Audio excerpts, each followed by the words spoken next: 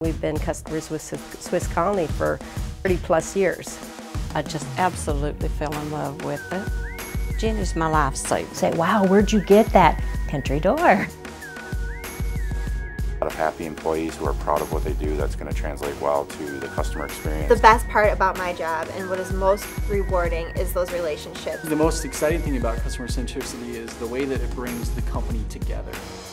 Our heritage here at Colony Brands is quite unique, and it all starts with the Kubley family. I never met Ray Kubley Sr., but from what I understand, he was quite a man of vision. Back in the 1920s, he had the vision of sharing wonderful Wisconsin cheeses with people who lived outside the Badger State. Selling and shipping Wisconsin cheese to customers from California to Maine not only took vision, it took determination.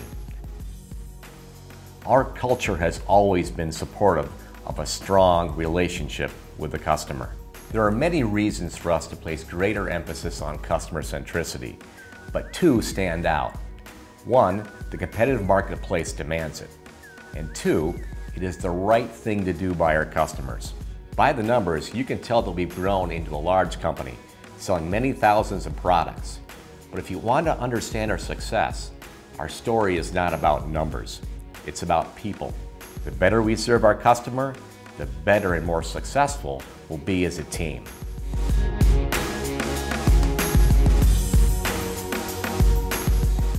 My name is Andrea Shales and I'm 41 years old. I live in Wonder Lake, Illinois. I have one son and I'm married. Living here in Wonder Lake, it's really a nice community.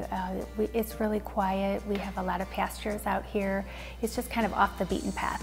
The things that I like to do, I enjoy watching my son in every sport that he plays. He plays football, baseball, and he does do iceless hockey. I like to swim. We have a pool here, and I like to entertain too. We like to have people at our home. We do cookouts, just have pool parties, and we enjoy to have people over. I shop online and I shop through the catalog. I like the online availability where I can search when I am kind of unwinding at night, up in bed on the laptop. You know, you just kind of just take a look to see what's out there. It's like shopping without shopping with, you know, in a mall. So it's important to me when I receive that I can just, I'll take it to a baseball game. Well, you know, if my son, you know, has some extra practices that he needs to do, I can kind of just unwind there, plan accordingly. The most exciting to me part about ordering from 7th Avenue is knowing that everything is going to be what I expect it to be.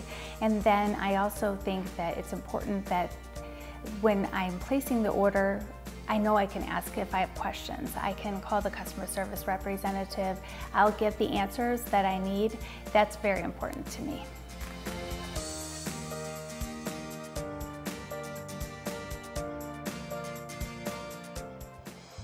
My name is Shirley Jane Walk, and I'm 60 years old. I live in Wabash, Indiana. Here is just a quiet little town where everybody knows everybody. I have 3 kids. I have a daughter 42, a son 40, and a daughter 29. I have a total, count my step-grandkids, of like 17 grandkids. My family is my life. My brothers, my sisters, my kids, my grandkids, and great-grandkids are the most important things outside of God in my life. I'm a Sunday school teacher. I'm an assistant Sunday school superintendent.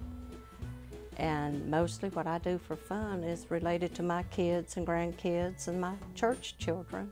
After Sunday school, I'll take them home. And my typical Sundays, I come home and take a nap, go back to church at 6. The one thing about me people has to realize is I'm not a person to go out and go shopping.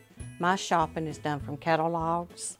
I get Jenny's catalog in the mail. The first thing I do, I throw all the mail down, grab my glasses, run to my bedroom, get on my bed, and I sit there and I'll go through it page by page and I'll mark what I want. Mostly I call it in.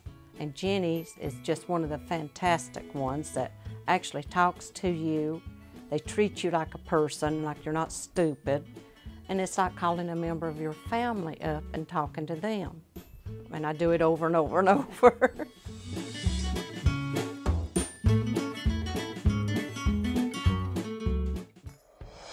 My name is Estelle Medicine. I live in Columbus, Ohio. I'm 72 years old.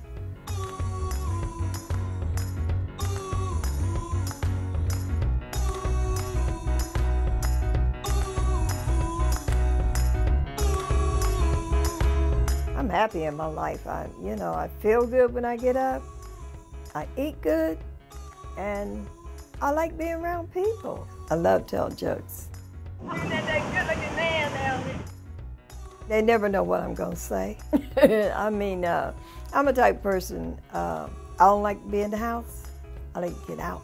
Really what makes me happy, God's in my life first. So, I sing in the choir. I cook for church. I cook a lot. When I cook for I'm cooking for a feast. The last holiday, I cooked all the food and invited the entire family to my place. I have exactly about 27 grandchildren. I cooked turkey, ham, greens, green beans, fried cabbage, corn on the cob, dressing. I made sweet potato pies. I made cakes. I made a chocolate cake. I cooked so much food. I had macaroni and cheese. And I had so much food I couldn't get it in the refrigerator.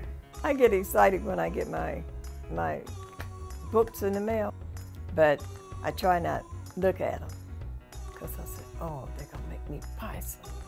I save money as well as I spend money. I only spend money when I want to.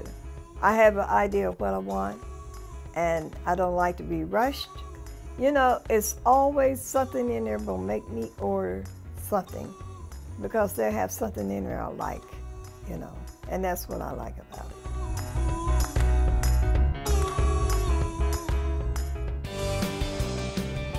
My name is Carla Harper. I'm 55 years old, and I'm from Casper, Wyoming. This is a rural area, and it's a lot of corn and soybeans, and just a little 1.25 acre lot here that we have, and it's set back on the street. It's nice and comfortable, quiet. My grandson lives with us. His name is Caleb. We just got custody of him 2 years ago. And my husband, who travels with his job. And then we have Gracie and Micah, our Yorkies. My other house used to be a Christmas house walk. The house was an old Victorian, built in 1879.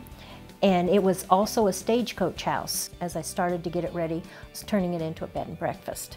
And I even had a name, the Pear Tree. And just had, got everything just perfect, and December 30th, 2009, it just went up. I probably lost 98% of what I owned, and most of it was country tour, and it was just heartbreaking. Well, first, when I get the catalog, I sit on the counter and I get my coffee and I go through the magazine, look at all the recipes. I love the recipes in there. They're very handy. Then I go through and I look at all the new stuff you have and all the stuff that I think, oh, well, this will look good in this room, will this look good in this room? Ah, this will look good outside, so that's what I do. They say I can take an ugly house and turn it into a showcase. Everybody knows it's Country Door. Everybody.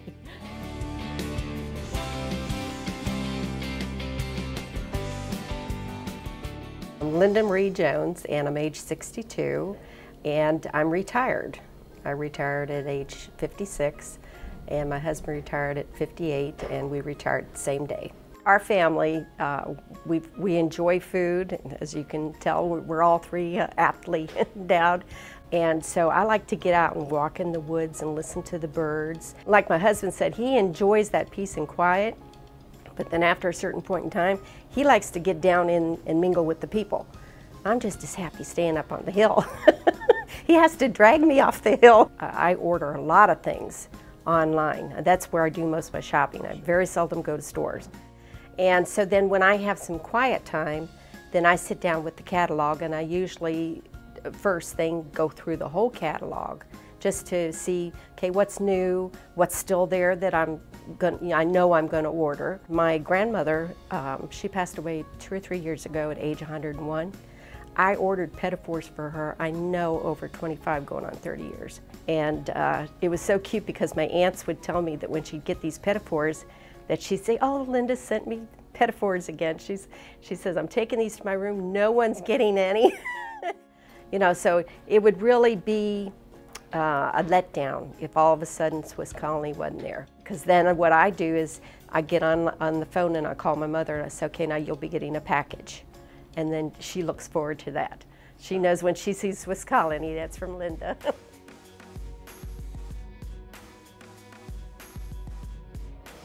Each of our customers has a unique story. They're people with real needs, daily challenges, and they come to our companies with hopes of satisfying those needs, or maybe just to make life a little better. Each of us shares a hand in offering our customers a great experience.